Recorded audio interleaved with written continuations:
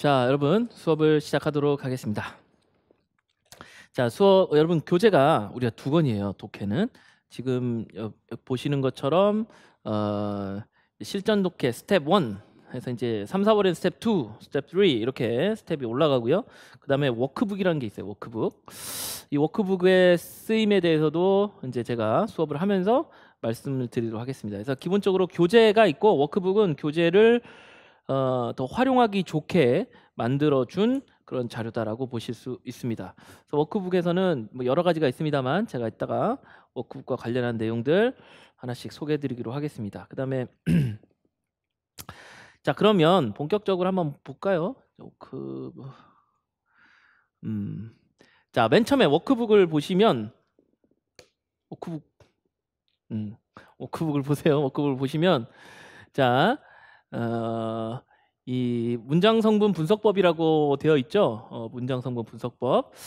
자, 이게 문장 성분이라는 거는 우리가 이제 1주차 독해 시간에 공부를 했어요. 1주차 독해 시간에. 그래서 문장 성분이라는 것이 얼마나 중요한 것인지, 그렇죠? 중국어는 결국 어순이 제일 중요한 요소인데 그 어순을 결정하는 것이 바로 이 문장 성분에 의해서 결정이 됩니다. 그래서 문장 성분은 중국어 문법에 있어서 매우 중요한 요소죠. 그래서 이제 문장 성분을 분석하는 방법에 대해서 우리가 살펴보는 건데, 자, 이거를 오늘 어떻게 하는지 제가 이제 설명을 드릴 거고, 이걸 통해서 이제 문장 앞으로 여러분이 워크북에 보면 현대문학 지문들이 그대로 들어 있습니다. 그래서 그 지문에다가 문장 성분 분석을 하는 거예요. 아시겠죠? 자, 여기 내용을 보시면 이제 뭐가 있냐면 우리가 이제 문법적인 것들을 여러분들이 기본적으로 알고 계시죠. 주어, 수어, 목적어, 동사, 부사어, 보어 이런 것들이죠. 근데 그거를 맨날 밑줄 치고 거기다가 주어 매번 쓰기가 귀찮다고 힘들단 말이야. 그래서 사람들이 만들어낸 것이 바로 이 문장 성분 분석법 방법입니다. 그래서 요것만 알면 일단 기본적으로 돼요. 이거 말고도 몇 개 좀 더 있는데 굳이 거기까지는 갈 필요 없고 6가지죠. 문장 성분이 6가지니까 6가지 기호로 나뉩니다. 그래서 주어, 수로, 목적어는 모두 밑줄로 되어 있어요.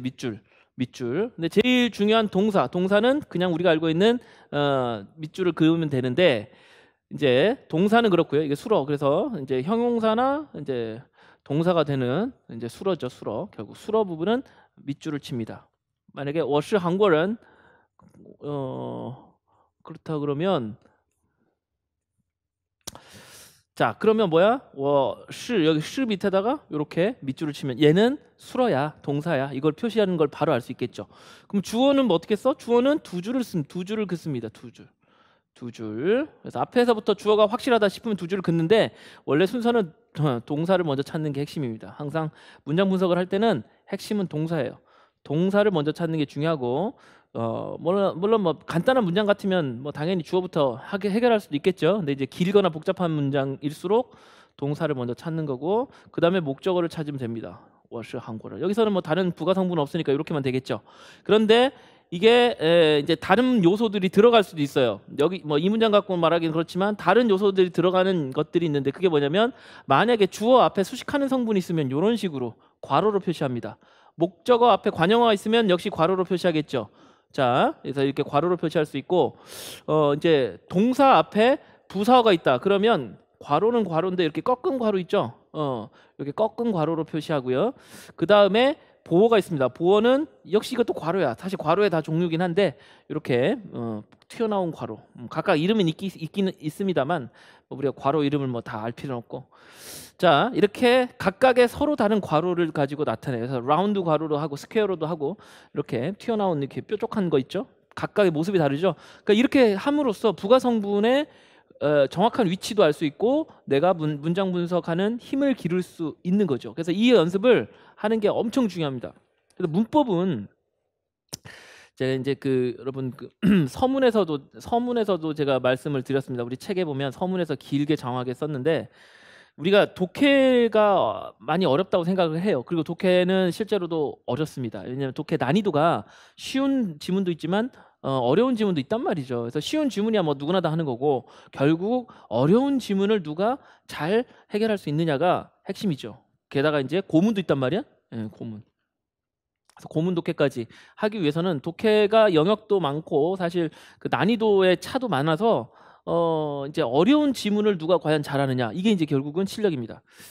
근데 그런 실력을 키우기 위해서 우리가 꼭 해야 될 게 있어. 독해에서 핵심은 무엇보다 바로 이 사람이 얼마만큼 문법적인 요소를 잘 아느냐에 있습니다. 문법적인 요소를 잘 아느냐. 그게 이제 독해 실력을 가르는 가장 중요한 요소가 돼요. 제가 이제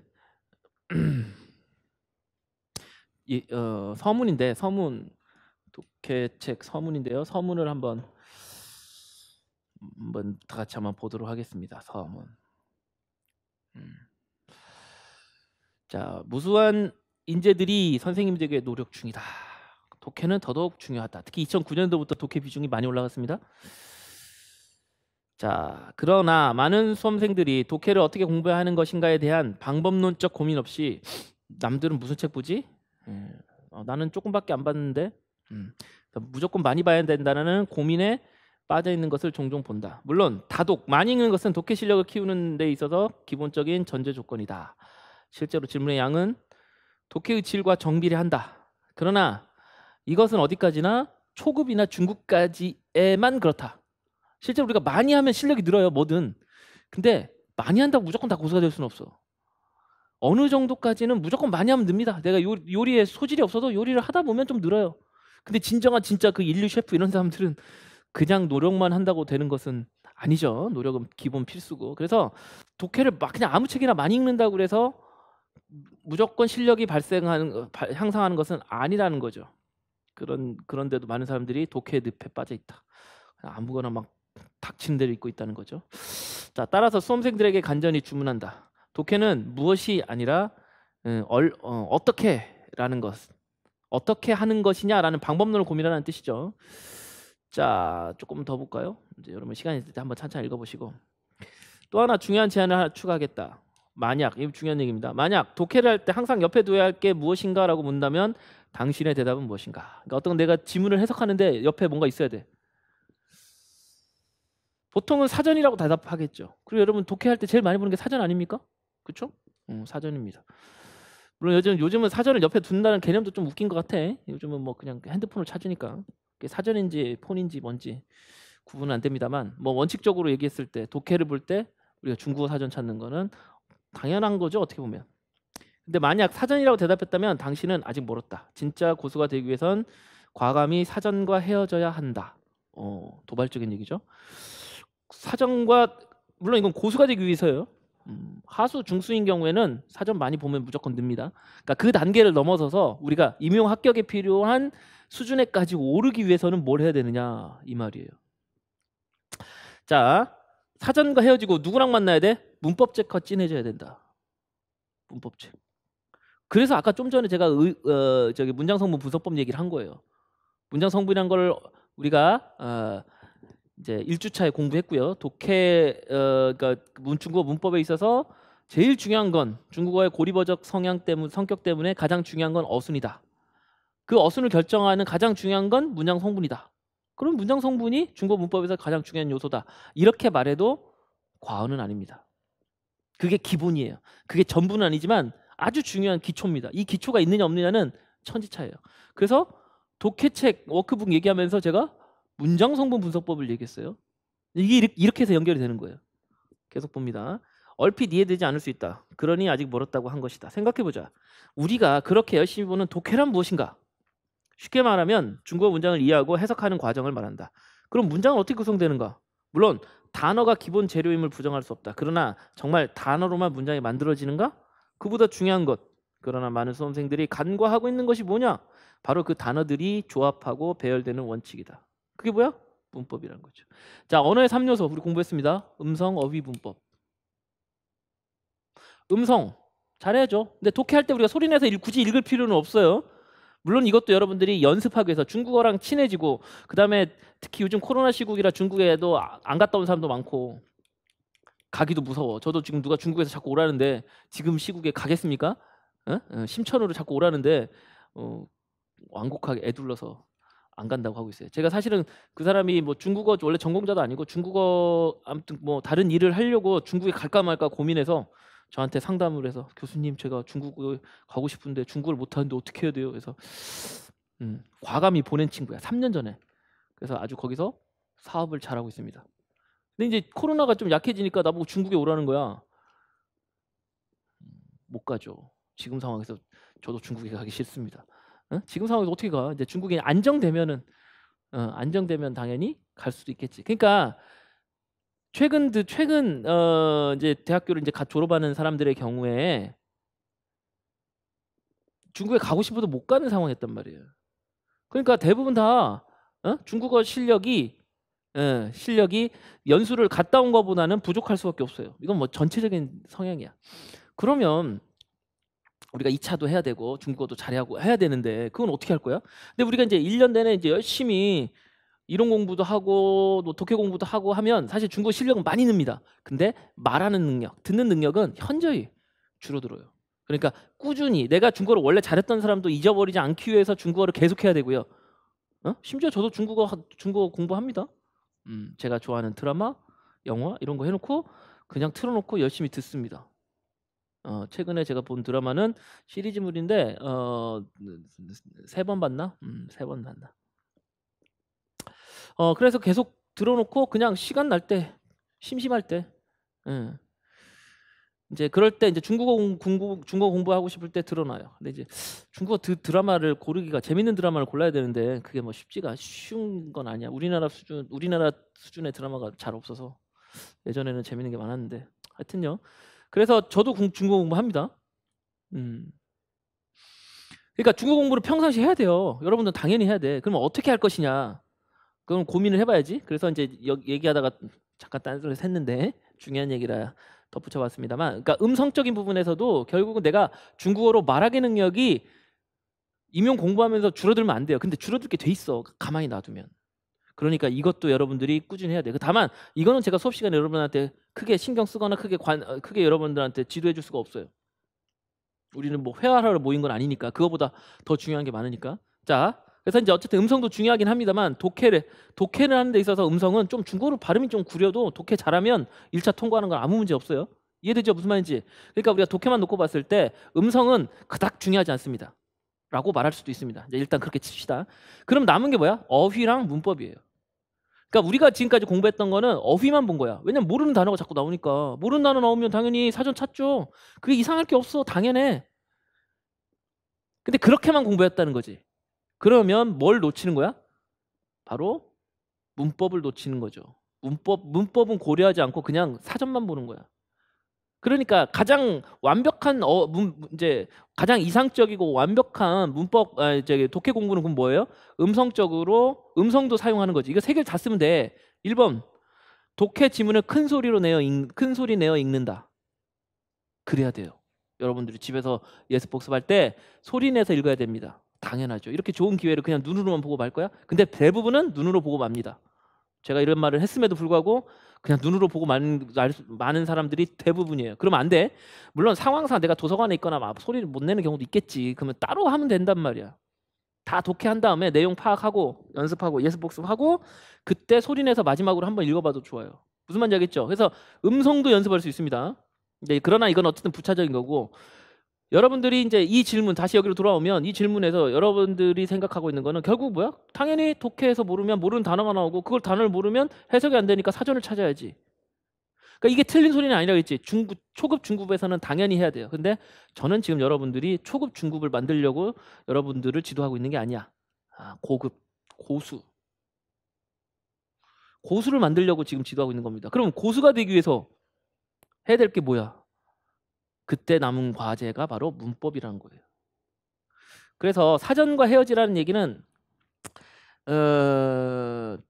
가급적이면 여러분이 사전을 안 봐야 된다라는 거고요. 또 이제 좀 더 지나면 사전을 어떻게 보는 게 좋은가도 말씀을 드릴 거예요. 그러니까 사전을 안 본다고 실력이 늘지는 않습니다. 근데 사전만 보고 내가 독해를 하고 있다라고 착각하는 것은 큰 오산이다. 결국은 문법이 받쳐줘야만 된다는 거예요. 그래서 우리가 임용의 공부가 여러 가지가 있는데 분야가 그때 단기간의 실력이 상대적으로 단기간의 실력이 오르는 것은 문학사 그리고 어학입니다. 이거는 단기간에 올라요. 공부한 만큼 빨리빨리. 그래서 초수생이 공부해도 한 두세 달, 서너 달 공부하면 뭐 재수생 비슷한 수준에 올라갈 수 있어요. 금방, 빨리. 근데 초수생이 아무리 열심히 공부해도 3, 4개월 안에 재수생하고 격차를 줄일 수 없는 분야가 있어요. 그게 뭐냐면 문법하고 독해예요. 사실 지금 중국어 스터디나 이런 것들이 전체적으로 좀 침체기야. 공부하는 사람들 자체가 좀 줄어들고 그러니까. 근데 원래 더 많을 때 한 해에 막 100명씩 뽑고 막 이럴 때 이런 상황에서 이제 스터디들이 이제 활발하게 이루어집니다. 근데 스터디에서도 이제 이렇게 스터디 공고 이런 게 나 그러면은 초수생들은 뭐 하자 막 나오는데 재수생들 조금 이렇게 내공 좀 연식 있고 이제 내공 있는 사람들 이 사람들은 하는 건 딱 두 가지예요. 문법과 독해 스터디. 이건 뭐 여러분들이 예전 자료를 예전에 스터디 구하는 자료를 찾아봐도 돼요. 그 사람들은 딱 두 가지 합니다. 물론 다른 걸 하는 경우도 있어. 하지만 대부분 이 두 가지예요. 재수생들만 모였어요. 왜 그럴까? 자기들도 못해서 그래요. 그리고 제일 늦게 발전하는 거라서 자기들도 충분히 그게 잘한다고 자신이 없어서 그런 거예요. 부족한 걸 스터디하는 거지. 근데 초수생들은 당연히 모든 게 다 부족하니까 아무거나 다 하는 거고. 이해되십니까? 무슨 말인지?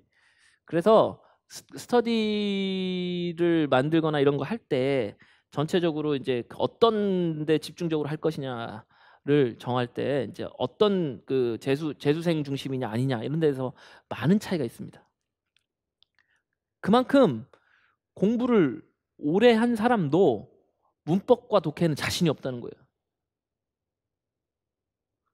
그게 그만큼 오래 걸려서 그래. 그러니까 그러면 이제 재밌는 건 그럼 왜 문법과 독해가 남았을까? 얘가 같은 거니까 그런 거예요. 같은 거니까. 우리는 독해 따로 문법 따로 생각하는데 결국은 얘는 똑같아요. 재수생들이 설마 단어가 어휘량이 부족해서 뭐 안 될까요? 어휘량은 뭐 열심히 안 했겠습니까? 1년, 2년, 3년 하는 사이에 어휘는 열심히 외웠겠죠. 뭐 외우고 까먹기도 했겠지만 사전 안 찾아봤겠습니까? 그런데 그럼에도 불구하고 독해가 어려운 건 뭐 그건 그 자체로 독해 지문이 아까 뭐 수준의 차이가 많다는 말씀도 드렸습니다만 문법을 모르면 독해를 못 하는 거고 그다음에 독해할 때 문법을 하지 않으면 문법 실력도 오르지 않는 겁니다. 근데 그걸 모르고 그냥 문법은 문법대로 독해는 독해따로 하는 거예요. 실제로 그렇게 하기로 한 스터디를 보더라도 그 사람들은 왜 그 두 가지 하는지 몰라. 그러니까 부족하니까 하는 건데 문법 할 때는 문법 공부만 해요. 독해는 독해만 해. 엉터리라고 이러면 우리는 그러니까 문법을 할 때 독해를 하고 있어야 되고 독해를 보면서 문법 공부를 하고 있어야 돼요. 연결돼야 됩니다. 자, 그 얘기를 하고 온 거예요. 자, 여기서 제가 이제 뼈를 때리는 질문을 던지고 있습니다. 아주 중요한 얘기예요. 이건 고문할 때도 계속 할 거예요. 그럼 그런 경험 해본 적 있지 않은가? 분명히 단어는 다 알겠어. 근데 문장의 의미는 해석이 안 돼. 이런 상황이 있다니까? 영어 같은 경우도 그렇고요. 내가 아는 단어들로 돼 있어. 근데 무슨 뜻인지 모를 수도 있어. 고문도 그래요. 거기 있는 단어들은 내가 글자는 다 아는 글자야. 근데 해석이 안 돼. 현대 중국어도 있겠지. 당연히 있습니다. 그럼 이거 어떻게 하지? 내가 뜻은 다 알아. 그러니까 단어의 뜻은 다 알아. 근데 그러니까 그러면은 막막한 거야. 그럼 어떻게 돼? 사전을 찾아도 해결됩니까? 사전은 뭐냐면 내가 그 단어만 모를 때예요. 그럴 때는 사전으로 해결이 되죠. 그리고 그 해결이 됐다는 것은 그 문장에서 사용된 규칙, 법칙, 즉 문법을 내가 어느 정도 알고 있어. 그건 구조라든지 문장 성분 분석이 뭐 의식적으로든 무의식적으로든 어느 정도 된 상태고 다만 이 단어만 모르는 거야. 그럼 그 사전 찾으면 바로 해결이 되죠. 그런데 내가 모르는 단어가 없어. 이런 얘기 진짜 많이 할 겁니다. 여러분도 그런 상황을 잘 느껴보세요. 이거 모르는 단어가 없어. 글자 다 알아. 근데 해석이 안 돼. 그럼 왜 그래? 뭐가 문제야? 내 IQ가 문제인가요? 아니야. 문법이 부족한 거야. 그건. 달리 설명할 방법이 없잖아. 문법이 안 돼서 그런 거예요. 그러니까 우리는 이제 결국 어휘력을 늘려가는 연습도 꾸준히 해야 돼요. 하지만 그것만으로 내가 고수의 반열에 오를 수는 없어요. 결국은 문법에 있습니다. 문법적인 지식이 뒷받침되어야만 해요. 그래서 여러분들 이제 1, 2월 비롯해서 이제 3, 4, 5, 6 쭉 우리가 가는 과정 속에서 제가 문법적인 것들을 상황에 맞게끔 점차 할 겁니다. 이제 기본적으로는 이제 우리가 이론 시간에 배운 문법들을 여기다가 적용하는 연습을 할 거야. 그래서 이번 주에 공부한 문장 성분 분석을 오늘 소개를 한 거예요. 사실 문장 성분이 어떻게 되는지 대략적으로 알고 있죠? 그걸 우리가 이제 앞으로 연습을 해보는 거야. 근데 연습을 무식하게 그냥 거기다가 맨날 밑줄 치고 주어 동사 맨날 쓰고 팔 아프지 말고 뭐 SVO 쓰는 것도 귀찮아. 밑줄 치는 걸 모든 게 해결이 돼. 얼마나 간단해? 그럼 계속 연습 우리가 적은 노력으로 더 많은 연습을 할 수 있겠죠? 이게 이제 워크북이 필요한 이유고 이걸 가지고 여러분들이 워크북을 통해서 연습을 해야 되는 겁니다. 자, 그리고 워크북은 이제 잠시 후에 또 보겠지만 뭐 작가 소개라든지 이제 수업에 필요한 자료들 이런 것들이 들어 있습니다. 이제 그래서 여러분이 공부하는 데 도움이 되는 참고서 역할을 할 수 있어요. 그래서 그 내용을 예습 복습할 때 여러분 적절히 활용하시고 제가 필요한 부분은 수업 시간에도 말씀을 드립니다. 자, 이 정도 보도록 하겠고 다음은 별내 이제 독해 지문 소개하는 건데 독해 수록 여기 보시면 뭐 잠시 후에도 또 보겠지만 현대문학 작품이 있고요. 중요한 문학 작품, 고전 문학 작품, 산문하고 시가가 있고 일반 독해가 있고요. 문화 관련 지문, 고사 성어가 있는데 우리가 수업 시간에 반드시 해야 되는 것은 요 세 가지예요. 우리가 수업 시간이 이걸 여기 수록된 작품을 다 보면 좋겠지만 상황에 따라서 넘어가는 부분도 있을 겁니다. 근데 항상 현대문학 작품, 그 다음에 고전 문학 작품, 고사 성어 이거는 항상 모든 내용들을 다 할 겁니다. 만약 정시간이 부족하면 다음 주에 이어서라도 그걸 할 거예요. 그래서 이거는 우리가 반드시 지켜야 될 내용이고 그 다음에 일반 독해, 초반에는 일반 독해도 아주 열심히 할 거예요. 특히 오늘 열심히 할 건데 그거는 이제 그 우리가 독해 이론, 독해를 어떻게 하면 잘할 수 있는가 그 부분에 대해서 또 여러분들 팁을 줄 거예요. 특히 일반 독해 오늘 1주, 2주 하는 3주 하는 게 되게 중요한데 여기서는 아까 제가 무슨 말씀을 드렸냐면 제가 그랬죠. 사전과 헤어지라고 그랬죠. 그러니까 여러분이 독해를 할 때 어떤 태도를 해야 되냐면 나는 되도록 사전을 안 본다 라는 생각을 갖고 해야 돼. 당연히 처음엔 되게 어렵겠죠. 그리고 모르는 단어가 여러 개 나오면 해석이 안 되지. 근데 지금 오늘 볼 일반 독해에서는 바로 독해 잘하는 법 시리즈로 이야기를 하면서 내가 모르는 글자, 그러니까 모르는 글자 혹은 모르는 단어를 어떻게 접근하면 어떻게 접근했을 때 이 글자 속에 숨겨져 있는 정보들을 활용해서 사전을 안 찾았지만 사전을 찾은 효과를 낼 것인가 그 얘기를 할 거예요. 그러면 사전을 이제 이게 연습이 잘 되잖아요. 그러면 사전이 없어도 해석이 돼. 진짜로. 지금은 그렇게 항상 보통 그렇죠. 딱 보다 모르는 단어 있어. 그러면 바로 중단하고 사전 찾아서 그거 해결하고 그다음 읽습니다. 보통 그렇게 해. 그치? 나도 그랬으니까. 저도 그랬으니까. 저도 대학교 4학년 때까지도 그랬고 대학원 들어가서도 대학원 시험 볼 때 그걸 깨달았습니다. 시험 보면서 사전 없이 내가 해석을 할 수 있구나. 조금만 얘기해 보면 이런 거예요. 이제 서울대학교 시험 중에 이렇게 중국어 해석 시험이 있어. 중국어 해석하는 거. 근데 그 해석 사실 뭐 그거는 그렇게 어려운 문제는 아니에요. 왜냐면 고문 해석도 있거든. 근데 이제 현대 중국어 백화문 해석이야. 근데 좀 지문은 좀 어려운 지문인데 해석을 해야 돼. 근데 제가 이거는 전혀 대비를 안 했어요. 왜냐면 사전을 참고할 수 있어요. 시험이 해석을 하는데. 그러니까 문제가 되게 많은데 그 중에 한 문제가 해석을 해야 돼. 근데 뭐 제가 해석에 크게 자신이 없지도 제 자신이 없는 것도 아니었을 뿐만 아니라 사전을 가져갈 수 있다는 거예요. 그러니까 저도 이제 그 수준이었죠. 또 모르는 게 있으면 사전을 찾아서 해결한다. 더군다나 해석만 하면 되니까. 그러니까 전혀 그 문제에 대해서는 대비를 안 했어요. 그냥 뭐 대충 하면 되지 뭐. 다른 문제가 워낙 어려우니까. 그런데 무슨 일이 벌어졌냐? 딱 하는데 시간이 부족한 거야. 그 문제를 마지막으로 이제 풀었겠죠. 사전에 있는데 사전 찾을 시간이 없는 거야. 이걸 써야 되는데 시간이 부족한 거야. 그래서 어떻게 사전 안 찾고 했지. 하면서 근데 왜 안 찾았느냐? 모르는 단어가 있는데 처음 본 단어야. 근데 그 단어가 무슨 단어인지 지금도 기억합니다. 아주 선명하게. 그러니까 이런 효과도 있어. 사전을 안 찾았을 때. 사전 안 찾고 저기 해결했거든요. 꾸프라는 단어인데 아무튼 그 단어가 있는데 사전을 찾으면 내가 시간이 부족한 것 같은 거야. 근데 왠지 내가 그날 해석이 됐어. 모르는 단어인데 그 단어가 해석이 됐다고. 이렇게 되면 말이 될 것 같아. 여러분 그럴 때도 있죠. 사실은 보면 뭔지 모르는데 대충 말이 될 것 같다. 근데 그게 왜 그러냐면 앞뒤 문맥을 파악하고, 이것도 다 독해 기술입니다. 네, 차츰차츰 말씀드리겠지만 어쨌든 요게 저는 문법적으로는 분석은 됐고요. 저도 그게 의식하고 한 건 아니지만 아무튼 얘가 사전을 찾으면 시간이 늦을 것 같아서 그냥 써서 냈어요. 대신 이거 틀려봤자 어차피 얘는 통과만 하는 되는 거라서 얘는 크게 문제가 안 돼. 그래서 틀려도 된다라고 생각하고 썼어요. 대신 나왔는데 얼마나 찝찝해. 그 단어 하나만 제가 몰랐는데 그래서 어떻게 했을까요? 바로 찾아봤죠, 사전을. 근데 맞았어. 내가 찍은 게 너무 기분이 좋아. 기분이 좋았겠지. 그러면 이거 뭐 당연히 잘 썼네, 답안이. 다른 데야 뭐 자신이 있었으니까.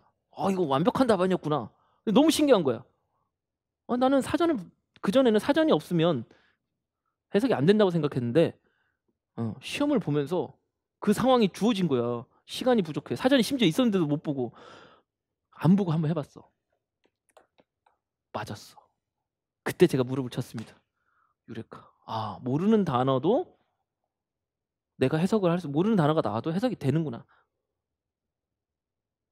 그래서 그 방법을 주변 사람들한테 막 전파하기 시작했어요. 야, 이리 와봐, 이리 와봐. 너 모르는 단어 있어? 하고 막 하기 시작했어요. 제가 괜히 혼자. 다른 후배들이나 이런 애들한테. 학부생들도 오면 막, 야, 너 이거 모르는 단어 한번 찾아봐. 밑줄 그어봐. 하면 막 긋지. 자, 해석해봐. 어떻게 해요? 해봐. 아는 데까지 해봐. 거기에 재미를 붙였습니다. 그때 이제 서울대 학부생 중에 저한테 그런 게 있어요. 근데 오빠는 학원 강사하면 잘하겠다. 그렇게 얘기한 적이 있어서 그런 얘기 있어요. 저는 강의할 때가 아니야, 전혀. 근데 재밌게도 그 친구가 나중에 졸업하고 제 학생으로 왔어요. 제가 강의할 때. 지금은 서울시에서 근무하고 있습니다. 체육 선생님이랑 결혼해갖고 애 둘 낳고 잘 살고 있는데, 그 친구가 이제 제 학생이 됐죠. 그래서 저한테 오빠라고 불렀던 몇 안 되는 학생. 걔는 원래부터 오빠였으니까 학교에서부터.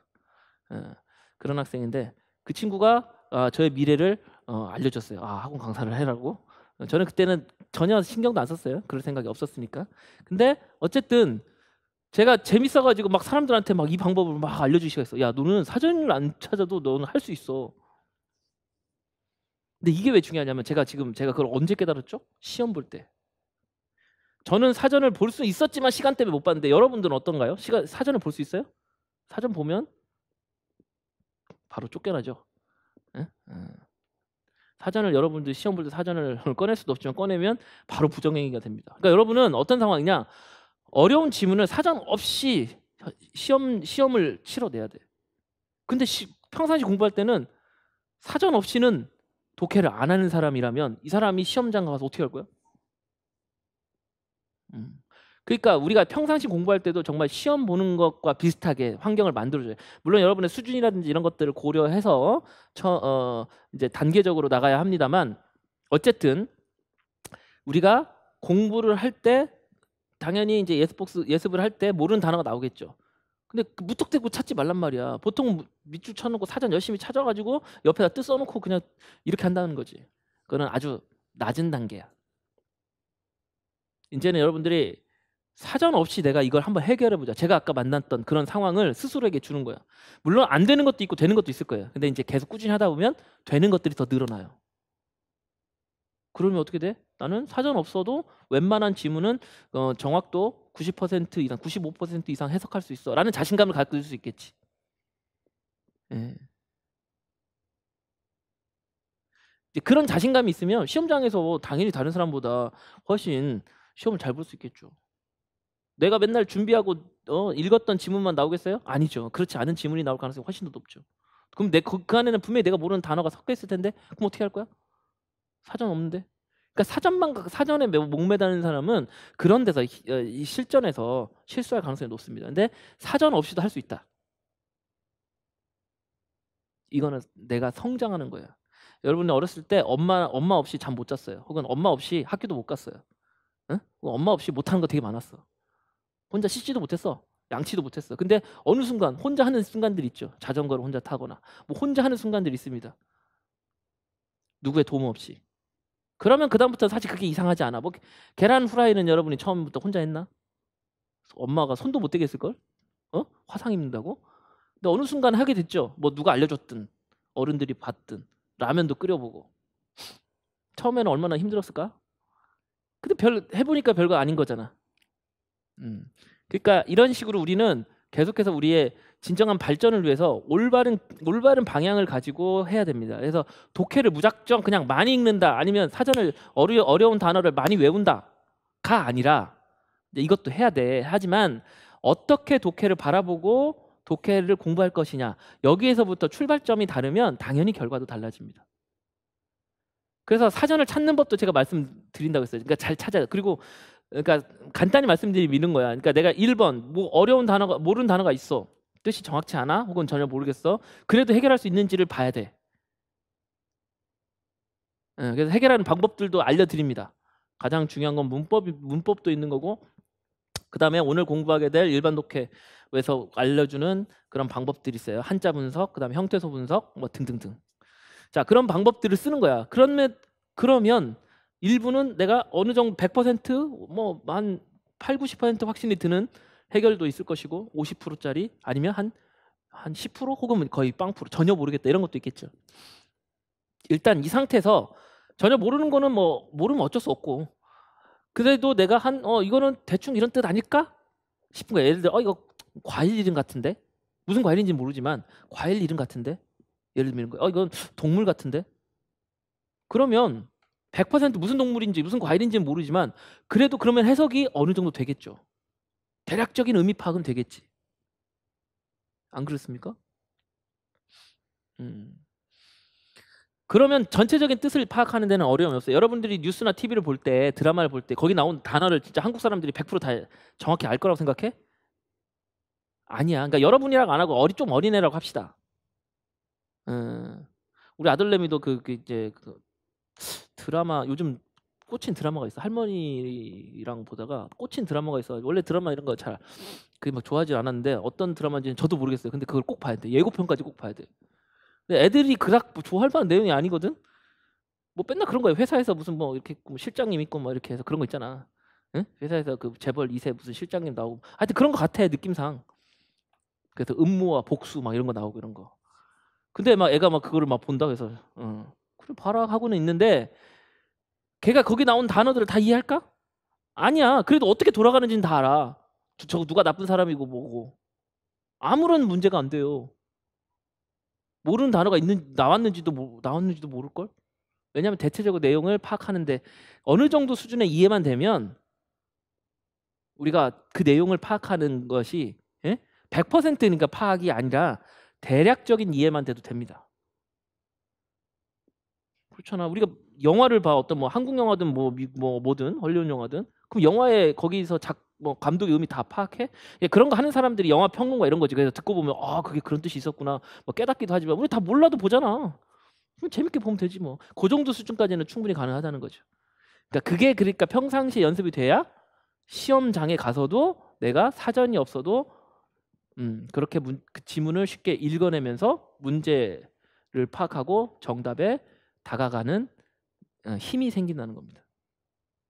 근데 맨날 엄마가 옆에서 요리를 막 옆에서 요리를 해. 맨날 엄마가 다 해줬어. 그 사람이 요리대에 나가서 뭐 하겠어? 못하지. 결국 혼자 해야 돼. 혼자. 그래서 저는 여러분이 그렇게 홀로서기, 혼자서 문제를 해결할 수 있도록 옆에서 계속 도와주는 사람이야. 그래서 그걸 어떻게 하는지 방법도 구체적으로 알려주는 사람이야. 그러니까 이걸 여러분들이 내 걸로 만들어서 앞으로 모든 문법 이제 독해책을 볼 때는 나는 문법 공부를 한다라는 기본적인 생각을 가지고 보는 거고, 사전 어려운 단어는 모르는 단어가 나와도 내가 최대한 유추해보고 이 단어가 어떤 의미일 것인가를 자꾸 유추하는 연습을 해보는 거죠. 그렇게 하는 것이 여러분들이 앞으로 해야 될 일입니다. 그리고 이제 사전 찾는 건 뭐야? 내가 유추를 해봤잖아. 그러면 맞는지 확인해야지. 저도 바로 나와서 그거를 다 사전을 찾아봤단 말이에요. 그 순간 그 단어가 아직도 생각나. 그 옆에 있던 말은 뭔 말인지도 모르겠어. 근데 그 단어만 생각나. 워낙 새로운 경험이어서. 그러니까 그런 식으로 더 그런 경험들이 이게 내가 유추하고 맞추고 물론 틀리는 것도 있겠죠. 전혀 엉뚱하게 고른 할 것도 있겠죠. 하지만 계속 하다 보면 그 정답률이 자꾸 올라간다. 그러면 내 독해에 대한 자신감이 생깁니다. 그러니까 저는 이제 어떤 분야, 어떤 것이 와, 어떤 전문 서적이라 할지라도 오면 대략적인 뜻은 파악할 수 있을 거라는 저한테 믿음이 있어요. 근데 그런 것들은 다 그때 시작된 거야. 대학원 시험 보면서. 그래서 여러분들한테 그런 방법들을 수업 시간에 제가 열심히 설명을 드릴 겁니다. 아시겠죠? 자, 그러니까 독해를 그냥 뭐 좋은 작품을 열심히 본다 수준에서 끝날 것이 아니라는 거예요. 그리고 특히나 또 저는 현대문학이나 고문 같은 경우에 그것에 대한 감상, 그 작가의 생각, 그다음에 작가의 의도 이런 것들까지를 포함해서 작품 분석과 작품에 대한 완벽한 분석을 목표로 합니다. 그런 과정 속에서 결국은 사전도 찾긴 해야 되지만 이제 뭐 나중에 차차 말씀드리겠지만 사전을 제대로 활용하고 제대로 쓰는 방법에 대해서도 또 말씀드릴 거예요. 지금 여러분이 사전 찾는 방법은 대부분 다 뭐 활용도로 따지면 점수로 매긴다면 한 2, 30점 정도 수준에서 활용하고 있는 겁니다. 제대로 100% 활용을 못 하고 있어요. 보나마나. 저도 그랬으니까. 그래서 이제 사전을 보더라도 문법적으로 접근해야 돼. 사전은 왜 단어 뜻 보려고 하는 거죠? 아니야. 문법을 보는 거고 거기 나온 예문을 통해서 보는 거야. 이렇게 활용을 해야 진짜 사전에 대한 활용도 되는 겁니다. 그래서 이런 내용들을 앞으로 차근차근 여러분과 함께 수업을 통해서 진행시키도록 하겠습니다. 그래서 오늘 이제 말이 나온 김에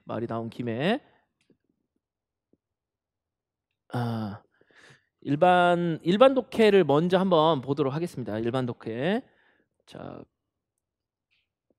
자, 일반 독해 파트 3죠. 파트 3 일반 독해를 보시면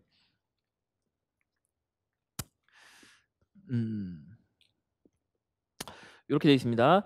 本书简介和阅读策略. 요거는 제가 이제 모 교재에서 옮긴 거예요. 이거는 그 책에 있는 내용을 그대로 옮긴 겁니다. 그러니까 이 번수는 제 책이야. 지금 우리가 보는 책이 아니야. 전혀 다른 책이야. 근데 이 책을 발견하고 너무 또 기뻐서 제가 옮겼어요. 이 책에 대한 소개 그리고 위에도策略라고 돼 있죠. 독해 책략.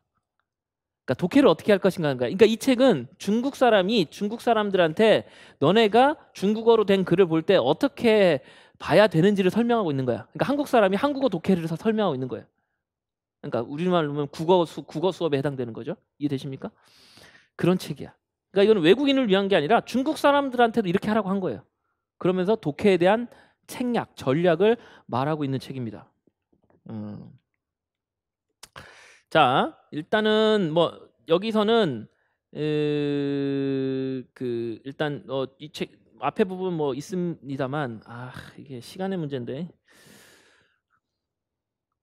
일단은 이 책을 보면 독해 속도가 빨라진대. 그다음에 이해력이 높아진대. 우리가 원하는 거죠.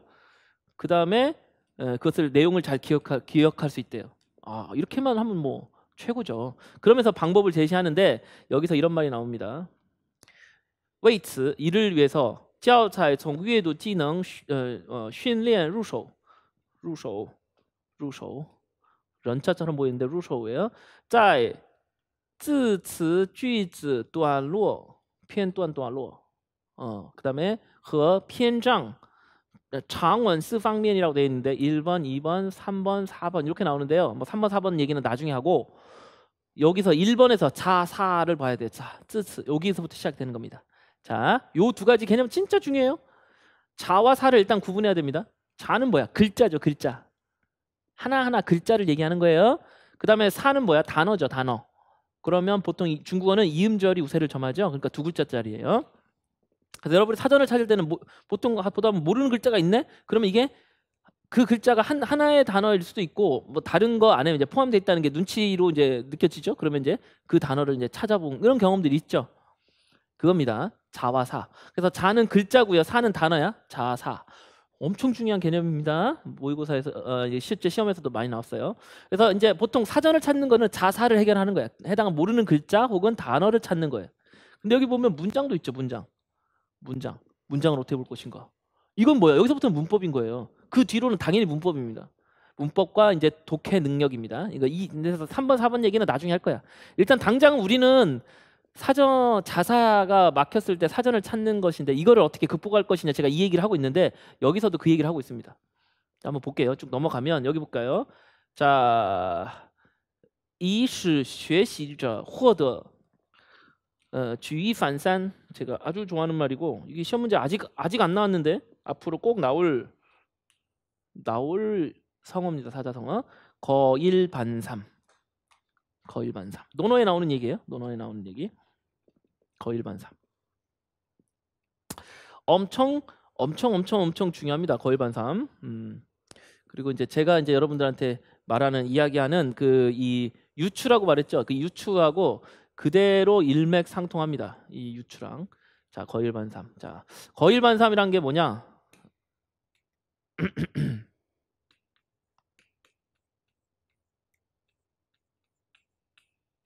이건 뭐 성어 시간에도 이제 성어 어떻게 보는지 이제 더 말씀을 드릴 텐데 성어도 얘도 문장 분석해야 돼요. 성어가 나오면 이제 여러분 자연스럽게 하게 됩니다. 자, 간단히 얘기하면 거일반삼, 거일우 그다음에 사무반 요거에서 온 건데 거일이라는 건 쉽게 얘기하면 여기 사각형을 보시면 돼요. 이게 원래는 집을 가지고 얘기를 하고 있는데 사각형. 그래서 사각형의 한쪽을 이게 일이에요. 한쪽을 알려주는 거야. 얘가 이렇게 생겼어라고 알려줘. 자, 그래서 하나만 알려줬죠. 근데 어떻게 될까? 여기가 1번이라면 여기 2번, 3번 제가 순서를 써볼게요. 번호를. 그러면 1번을 알면 우리는 2번의 모습을 유추할 수 있을까? 안 가봤지만 알 수 있겠지. 1번은 2번처럼 생겼어라고만 알려주면 1번에 대해서만 알려주면 각도는 90도고 이렇게 모양이 생겼고 요렇게 이걸 1번만 열심히 1번만 아는 거야. 그러면 어떻게 돼?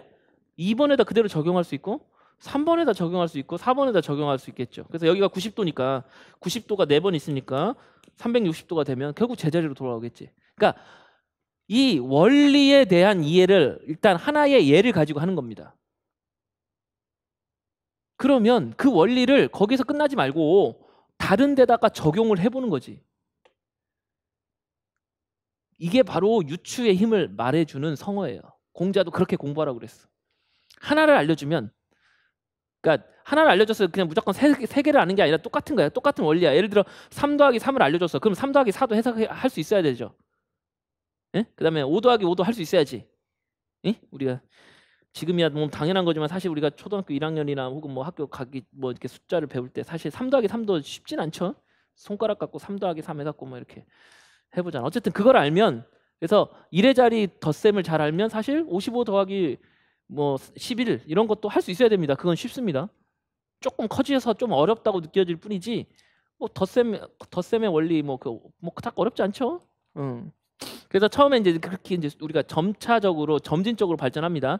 간단하게 1의 자리 뭐 1 더하기 1, 3 더하기 2 정도 하다가 나중에 7 더하기 8도 하는 거고 그다음에 11 더하기 2도 하고 그다음에 44 더하기 74, 8 이런 것도 하는 거고 그러다가 세 자리도 하고 막 이렇게 되는 거잖아. 그래서 어느 정도 되면 사실 만약에 조 단위 두 단위의 두 수를 더해라.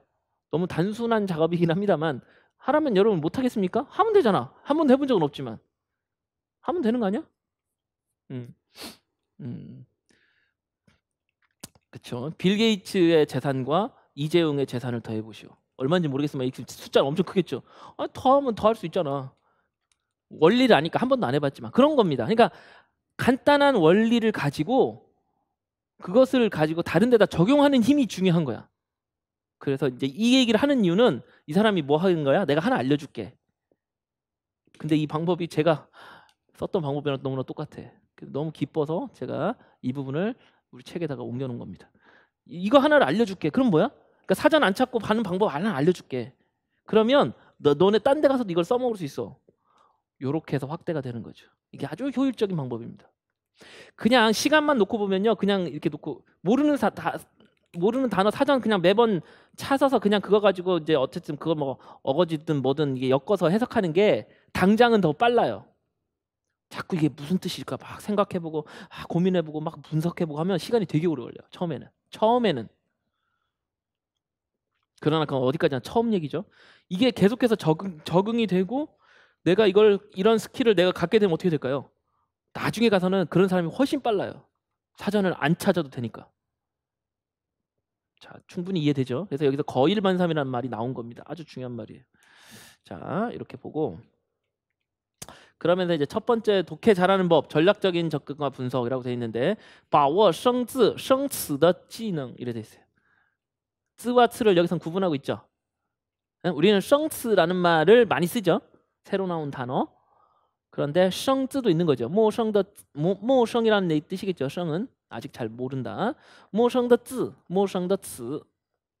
내가 모르는 단어 어떻게 할 것인가. 근데 다시 말하지만 이거는 중국 사람한테 얘기하는 거야. 중국 사람도 당연히 모르는 단어가 있습니다. 특히 이제 뭐 초등학생이나 중학생 그럼 뭐 당연히 모르는 단어가 훨씬 더 많겠지. 그리고 그런 학생들한테 니네들이 모르는 게 있을 때 어떻게 할 것인가를 설명하는 거야. 당연히 여기서 사전 찾으라고 하지 않았겠죠? 여기서도 저의 그 설명하고 그대로 일치하는데 1번 보세요. 한즈 분시라고 되어 있어요. 한즈 분시. 한자 분석. 글자를 분석하는 겁니다. 글자 분석. 한자를 분석하는 방법. 이거 이제 좀 이따 연습해 볼 거예요. 그 다음에 꼬츠파 분시. 꼬츠파 여기서는 뭐가 들어갔어? 츠가 들어갔죠. 잘 보세요. 여기는 한즈 쯔가 들어갔죠. 이것도 여러분 느껴야 돼. 아까 쯔츠라고 그랬죠. 쯔츠. 이거는 자잖아 자. 근데 여기는 츠가 들어갔지. 츠. 그러니까 아까 그 두 가지를 지금 다 구분해서 설명하는 겁니다. 이런 것들을 놓치면 안 돼요. 그냥 대충 해석하고 그냥 구사법 이렇게 그냥 대충 해석하고 넘어가면 안 돼. 이제 여러분 그런 수준을 넘어서야 됩니다. 이해되죠? 쯔츠. 쯔와 츠가 그대로 들어있어요. 자, 한자 분석이라고 했는데 당연히 모르는 한자가 나오면 뭐 중국어니까 모르는 한자겠지. 그럼 그 글자를 어떻게 분석할 것인가? 여기서 이제 구체적으로 얘기합니다. 그 다음에 꼬츠파는 뭐냐면 쓰니까 단어지. 그러면 몇 글자겠어? 두 글자짜리겠죠. 기본적으로 물론 세 글자 네 글자일 수도 있지만 기본적으로 두 글자입니다. 그러면 두 글자가 있으면 이제 경우의 수가 또 복잡해져. 하나는 알고 하나는 모를 수도 있고, 둘 다 아는 글자인데 뜻을 모를 수도 있고요. 둘 다 모를 수도 있습니다. 여러 가지 경우가 발생해.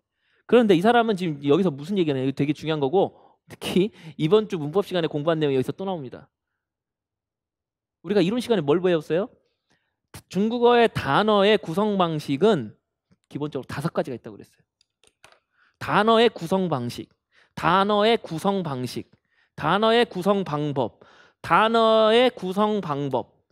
꼬스파는 뭐야? 단어를 구성하는 방법이에요. 그래서 기출문제 보면 다음 단어랑 구조가 동일한 구나 뭐 이걸 찾으시오 이런 식의 시험 문제가 있단 말이야. 단어는 두 글자짜리죠.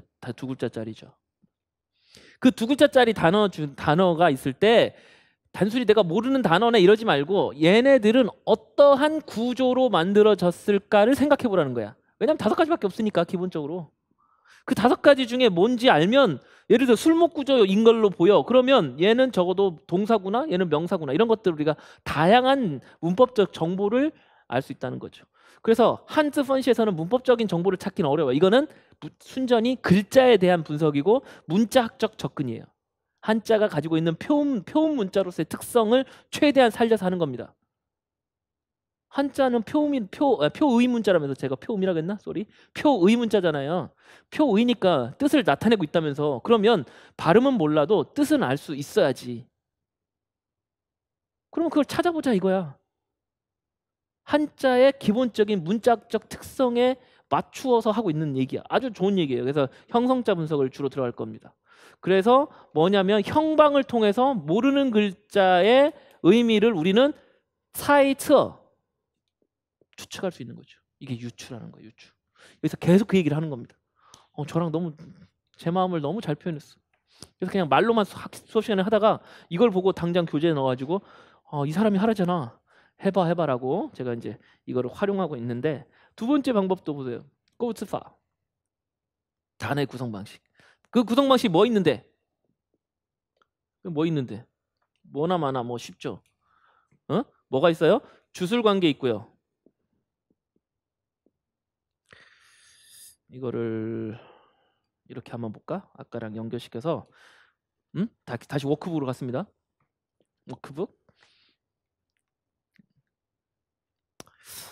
자, 워크북에 보면 아까 우리 이거 문장 성분 얘기했었죠? 그리고 그 얘들이 있어 여기 밑에 쭉 문장이 상당히 길죠. 근데 갑자기 왜 단어 얘기하다가 왜 여기로 갔어? 분명히 문법책에 뭐라고 써 있냐면 단어의 구성 방식 이거를 중국어로 뭐라고 그래? 세 글자로? 꼬우츠파랑 문장을 구성하는 방식이 뭐라고요? 동일하다고 그랬잖아. 그러니까 긴 문장을 분석하면 단어 정도야 껌이야 껌. 근데 왜 이걸 보여주냐면 결국은 이걸 놓고 보면 뭐 제가 최근 수업 시간에도 했습니다만 기본적으로 얘는 관계가 주술 관계가 하나 만들어지고요. 그 다음에 술목 관계가 만들어지고요. 그 다음에 각각을 수식하는 애들이 있어서 수식 관계가 편정 관계가 만들어지고요. 또 하나 동사 뒤에 붙어 있는 보어랑 함께 술보 구조가 만들어집니다. 나머지 연합이 있긴 한데 연합은 그닥 중요한 건 아니죠. 그러니까 요 구조란 말이야. 그러니까 여기서도 계속 그 구조가 만들어지는 거야. 여기 나오니까 수식 구조가 이루어지고 여기서는 얘가 이거를 수식하는 거고, 그다음에 얘네들은 또 동사를 수식하는 거고, 그렇죠? 그다음에 여기는 보어도 있고요. 그러면 술보 구조 나오는 거고, 동사랑 목적어랑 연결하면 술목 구조 나오는 거고요. 그러니까 문장은 이런 것들이 아주 여러 개가 짜여서 만들어진 그러한 결합체라면 단어는 꼴랑 두 글자씩 돼 있단 말이야. 두 글자. 그러면 얘네들은 결국은 아까 말한 주술, 술목, 수식, 술보 뭐 거기다 연합이 있긴 합니다만 이 구조일 수밖에 없다는 거예요. 그래서 이 중에 이 5가지 중에 하나의 가능성이 99%. 그럼 뭐야? 그거를 분석을 해보는 거죠. 그러니까 여기서부터는 바로 문법이 적용되는 거예요. 그러니까 단어의 두 글자로 이루어진 단어를 볼 때도 문법적인 관점에서 보느냐 아니면 그냥 모르는 글자니까 무턱대고 사전 찾는 것이냐 여기서부터도 완전히 달라지는 거죠. 이해되시죠? 그래서 아까 말씀드린 대로 한자 분석은 문자학적 접근입니다. 표의문자 혹은 형성의 원리를 이용한 그러니까 전형적인 문자학적 접근. 두 번째는 단어의 구성 방식을 통한 접근. 여기서부터는 문법이 사용되는 겁니다. 초보적이지만 가장 기본적인 문법이 사용되는 거예요.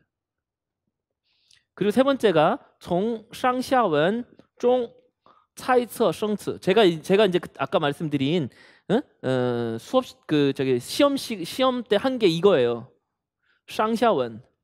쌍샤원이라는 것은 위에 있는 글, 아래에 있는 글, 즉 문맥을 의미합니다. 이건 문맥, 위징이라고도 얘기하고 제가 문맥이라고 많이 할 텐데 상하문을 이용한다는 것은 문맥을 이용하는 거예요. 앞에서 나온 이야기가 있고 뒤에서 나온 이야기가 있잖아. 제가 그때 시험 환경에서 앞에도 해석하고 뒤도 해석했어요. 근데 그 단어만 밑줄을 쳐놓고 사전을 찾을 시간이 없는 거예요. 한 문장만. 근데 앞에도 읽어보고 뒤에 읽어봤더니 이 뜻이 뭔지 대충 알겠는 거야. 제가 이걸 방법으로 해결한 거예요. 그때 저는. 물론 의도한 건 아니야. 하지만 그렇게 됐어.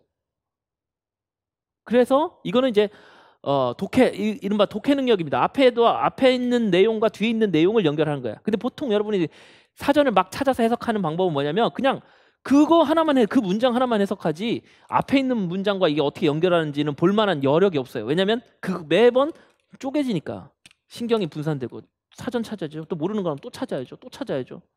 그래서 의식적으로 처음부터 끝까지 한 번 더 읽는 노력을 안 하면 무슨 말을 했는지 잘 몰라. 명확하게. 근데 사전을 안 찾으면 어떻게 되느냐? 사전을 안 찾으니까 우리 이 글 속에 담겨 있는 정보를 이용해서 내가 풀어내야 하잖아. 그러니까 앞에 나온 말이 무슨 말인지 다시 한번 보게 되고 더 열심히 보게 됩니다. 그래서 앞에 나온 말이 이거네. 그러면 여기서는 이런 말이 나오는 게 자연스럽겠구나 라는 생각이 되는 거예요. 그러면서 생각의 회로가 열리게 되는 겁니다. 그래서 요 세 가지가 기본이야. 이거 말고도 더 많아. 이거 말고도 더 있어. 더 수준 높은 방법도. 근데 이게 기본이야. 이거는 모든 어느 나라 독해든 다 이건 그대로 쓸 수 있다. 다만 일본의 경우는 어차피 영어를 막 들여다본다고 그래서 이게 영어를 보자마자 뜻이 떠오르진 않으니까 일본은 영어는 의미 없어요. 한국어도 큰 의미 없어. 2번, 3번이야. 그래서 어느 나라 독해든 2번, 3번은 기본입니다. 독해 잘하는 사람 이거 가지고 하는 거예요. 근데 중국어는 불행히도 한자가 너무 어려워. 이거는 불행한 측면이고 다행히도 한자를 보면 뜻을 알 수 있어. 그러니까 글자를 잘 보면 대략적인 뜻을 또 유추가 가능하다는 거죠. 그래서 이러한 방법들을 글자의 단위부터 분석을 해보고 그 다음에 단어의 층차에서 분석을 해보고 문장의 의미와 앞뒤 문장의 의미까지 보는 거지. 이러면 해석이 자연으로 된다고. 모르는 단어가 있어도 크게 문제가 안 돼. 대략적인 뜻은 알겠거든. 이런 단계로 올라갈 수 있는 겁니다. 바로는 안 돼요. 이것도 오래 걸려. 하지만 여러분이 올바른 방법으로 계속 꾸준히 노력을 해주셔야 됩니다. 그리고 수업 시간에 계속 이 얘기를 할 거야. 수업 1월부터 6월달까지 맨날 이 얘기를 할 거야. 이게 제일 큰 핵심입니다. 자, 그다음에 긴 문장과 어려운 걸 읽는 방법이 나오는데 이거는 이제 추후에 보도록 하겠습니다. 여기도 중요한 얘기가 많이 있는데 뭐 요거는 추후에 앞으로 여러분들이 해야 될 내용이고, 여기서도 중요한 스킬은 있는데 제가 어차피 나중에 설명을 드릴 테니까 요 정도 보도록 하겠고요. 조금만 더 보고 쉬도록 하겠습니다. 자, 여기 보면 두 번째 단어는요, 한자 분석이죠. 그럼 글자를 어떻게 분석할 것인가? 이제 진짜 본격적으로 우리가 실전 테스트를 해보는 거예요. 한자를 분석하라. 한자 분석. 얘기가 나오는데 일단은 중요한 얘기만 한번 제가 포인트만 찝어서 해드릴게요. 자주 사용되는 글자는 꼴랑 3천자다. 상용 한자 3천, 한 2,500자 알면 중국어로 된 문장의 98.98%를 해결이 가능합니다. 그러니까 우리가 실제로 알아야 될 한자의 수는 그렇게 많진 않아요. 근데 시험 문제에서는 좀 어려운 글자도 나오긴 나와. 어쨌든 3천자밖에 안 되니까 그렇게 겁먹을 필요도 없어. 근데 그 중에 90%는 형성자라고 돼 있어요. 형성자. 그러면 형성자라는 것은 형과 성이 있다는 건데, 성은 소리고요, 형은 뜻을 의미합니다. 뜻. 그래서 이 뜻을 나타내는 부분이 있다는 거죠. 형성자의 특징은 그 중에 한 부분, 그게 뭐야? 형부. 형부가 형방 혹은 형부라고 부르는 게 뜻을 나타냅니다. 그리고 여러분이 잘 아는 예가 나옵니다. 예를 들어 물 숫자가 있어요. 이건 뭐 웬만한 한국 사람 다 아는 거 아닙니까? 산디앤슈이, 물 숫자가 있으면 물과 관련돼 있다. 이거 알잖아 다. 이게 들어가면 물이 아니야? 응. 그렇죠? 강자도 있고. 그러니까 요렇게 요 세 개를 보는 순간 여기에 이제 뭐라고 써 있는지는 모른다고 치면 막 이상한 글자 써 있어. 모르는 글자. 그래도 이건 물이다. 이렇게 생각할 수 있다는 거죠. 그러니까 이렇게 되면 이 단어의 의미를 100%는 당연히 아니지만 최소한 20-30%는 해결이 된다는 거예요. 이해되죠? 여기 강, 하, 호 나오는데 다 물이잖아. 우리가 그냥 글자 전체를 우리가 다 알고 있는 거긴 해요. 딱 봐도 그냥 알 수 있어. 하지만 분석적으로 보자는 거야. 그러면 저기 강, 하, 호 그 자리에 이제 거기에 이제 이상한 글자가 들어 있어. 그럼 뭐야? 그래도 얘는 뭔가 물과 관련돼 있구나. 라고 알 수 있는 거죠.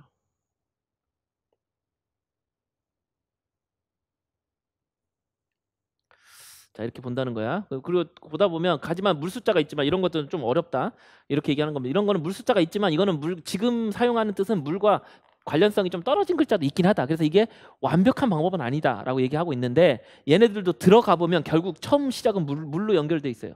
근데 이제 그런 것까지는 알기가 좀 어렵거나 불필요하죠. 그리고 이런 글자는 우리가 뭐 사실은 물이라고 생각 안 해도 이미 뜻을 아는 거니까 상관은 없는데, 문제는 모르는 글자의 경우 그냥 모르니까 말아, 모르니까 사전 찾아, 자전 찾아 이렇게 하지 않아도 물이야, 나무야, 손이야, 이런 것들을 대략적인 뜻을 알 수 있다는 거지. 이게 첫 번째입니다. 첫 번째. 아주 유용한 방법이죠. 그래서 여기 나온 거 보면 이렇게 돼 있습니다. 자, 대표적인 거 한번 얘기해 볼까요? 여러분 대부분 다 알죠? 이게 들어가면 벌레충이라고 하죠. 근데 정확히는 벌레가 아니라 동물이야, 동물. 원래 이 글자는 뭐 추후에 또 기회가 되면 더 자세히 말씀드리겠습니다. 아무튼 이제 벌레랑 관련돼 있다 이렇게 보통 생각할 수 있죠. 근데 원래는 동물입니다, 동물. 근데 이제 보통은 90%는 다 대부분 우리가 알고 있는 벌레, 곤충이라고 하는 것들이니까 그렇게 봅시다. 여기 뭐라고 돼 있나요? 여기 봤더니 곤충, 그렇죠? 이건 우리가 알고 있고, 기타 작은 동물이나 그들의 특징이나 태도를 나타낸다 그랬어요. 그러니까 곤충도 있고 작은 동물 뭐 요 정도. 그치? 크게 어렵지 않죠? 근데 이제 거기서 더 나가면 그들이 하는 동작이나 상태를 나타낼 수도 있어요. 동작 상태도 아주 중요한 키워드입니다. 이건 나중에 더 설명할게요. 뭐 어차피 동작 상태는 계속해서 나오는데 얘네들이 그런 특징을 또 알 수 있습니다. 동작과 상태를 나타내는 말들이 또 특징이 있어. 앞으로도 이 독해의 엄청난 비밀들이 계속해서 여러분들한테 수업 시간을 통해서 전달이 될 겁니다. 자, 뭐 그렇고요. 일단은 그냥 곤충 이렇게 생각하시면 된다고요. 어렵지 않죠? 두 번째는 뭐야? 이거는 뭔데 원래? 이게 각골문까지 알면 좋은데, 이거는 원래 이게 밥 공기예요. 밥 공기를 이렇게 덮어놓은 거야. 여기에 밥을 담아가지고 뚜껑 덮어놓은 거거든. 이게 밥 식자거든. 이게 우리가 이제 먹을 식 이렇게 생각하는데 먹다도 가능하고요. 결국 밥이야. 밥 혹은 그것과 관련된 동작. 밥의 종류. 밥은 밥의 종류. 밥의 종류도 많잖아. 뭐 꼬두밥도 있고 예를 들면 무슨 뭐 진밥, 된밥 뭐 이런 여러 가지 밥이 있겠죠. 그러니까 그런 식의 밥의 이름이거나 아니면 그러니까 보리밥, 쌀밥 뭐도 가능하고 혹은 그것과 관련된 동작, 상태. 그러면 예를 들면 먹다도 가능하고 배부르다도 가능하고 등등이 되겠죠. 요렇게 이거는 음식 먹는 거. 자, 소우자 당연히 소죠. 다만 소만 나타내지 않고 여기도 뭐라 되어 있나? 소만 나타내지 않고요. 관련한 동작. 소랑 각종 동물이라고 했는데 꼭 소만 나타내지는 않습니다. 근데 이제 동물 중에 대표로 이 소우자를 쓰는 경우가 많죠. 그래서 보통 소 아니면 동물 이렇게 생각하는 거지. 어렵지 않잖아. 발족자. 이건 발이잖아. 발과 관련돼 있습니다. 그거와 관련된 동작을 나타낼 수 있습니다. 걷다, 가다. 뭐 이런 거 가능하겠죠? 비우자. 너무 당연하죠? 이건 그냥 비입니다. 비. 비 혹은 비랑 관련된 여러 가지 뭐 강수 활동이라 강수라고 했는데 비랑 관련돼 있는 거 다 가능하고요. 불화자. 불화는 당연히 불이지 뭐. 그다음에 풀초자. 식물, 풀이죠. 그러니까 어려운 게 없어. 물론 이게 대표적으로 여러분 아는 것들이 나와서 그런데 요렇게 이제 그러면 대략적인 것을 우리가 알 수 있습니다. 그러니까 이거를 우리가 평상시 쓰는 거랑 안 쓰는 거랑 다른 거고 그다음에 이 지금 형방을 몇 개만 얘기했지만 이 가운데 우리가 앞으로 계속 볼 텐데 그리고 또 이제 단어가 어떻게 생겼냐에 따라서 이걸 좀 더 다른 방식으로 더 힌트들을 얻어낼 수 있는 부분들이 있습니다. 그런 디테일은 제가 추후에 계속 말씀을 드리고요. 그래서 여러분들이 이제 쉬는 시간 동안 연습을 해보는 거야. 연습을 어떻게 해보냐? 지금 이렇게 쭉 나와 있는데 보나마나 뭐 다른 데서도 모르는 글자가 있을 수 있지만 별로 모르는 거는 없겠네요. 요 정도 모르나? 요 글자도 모를 수도 있다고 치고 그거 말고는 뭐 모를 수가 없지. 다 아는 글자지. 그러면 예전 같으면 이렇게 하고 모르는 글자 해놓고 열심히 사전 찾을 거란 말이야. 뭐 사전 찾지 않고 해보는 거야. 다만 그냥 막연하게 하면은 한계가 있으니까 조금 더 정확한 이제 힌트를 주고 이 중에서 1, 2, 3, 4번 중에 뭘 거냐라고 여러분들이 문제를 한번 풀어보는 겁니다. 쉬는 시간 동안 이해되십니까? 그러면서 내가 정말로 문제를 내가 이 나온 보기 중에서 이 중에서 정답을 찾아낼 수 있는지 어떤 경우는 명확하게 드러나는 경우도 있고 뭐 한두 개 헷갈릴 수도 있어요. 틀릴 수도 있고 하지만 해보는 거야. 어차피 모르는 단어일 테니까 이해되죠? 그 이제 예를 들면 요거를 한번 해볼게요. 요거 힌트를 줄게요. 자, 성호이라고 했는데 이 글자, 이 호이자를 모른다고 칩시다. 이거 사람 이름에다 많이 쓰는 글자인데 모른다고 칩시다. 이 글자 중에 우리가 아는 글자가 있어요. 빛광자가 있죠. 그래서 얘는 보나마나 빛과 관련돼 있어요. 라이트 아니면 브라이트. 결국은 밝다, 빛나다. 빛날 휘자야. 성호의 파광의 뜻이겠죠. 빛이 나다. 빛이 나. 반짝반짝 빛이 나. 별로 어려운 말 아니야? 물론 미리 알고 있으면 쉬워요. 이런 거 안 해도 돼. 단어를 알면. 근데 몰라. 그래도 여기 이거 가지고 해서 지금 제가 유추하는 방법을 알려준 겁니다. 빛광자야. 그럼 빛 이걸로 생각해 보는 거지. 물론 이제 이게 뒤가 이 군자가 있으니까 군인 아닌가 이렇게 생각할 수도 있지만 여러분이 하다 보면 어느 쪽에 형방이 있는지 알게 됩니다. 이건 많은 연습을 좀 해봐야 돼. 근데 그렇게 어렵지 않아. 그래서 이거는 빛나다라는 뜻입니다. 빛나다. 됐나요? 그러면 이제 이거 힌트까지 줬어. 그러면 이제 이거 찾을 수 있겠지. 자, 이런 식으로 쉬는 시간 동안 여러분들이 답을 찾아보시기 바랍니다. 자, 1교시 휴식.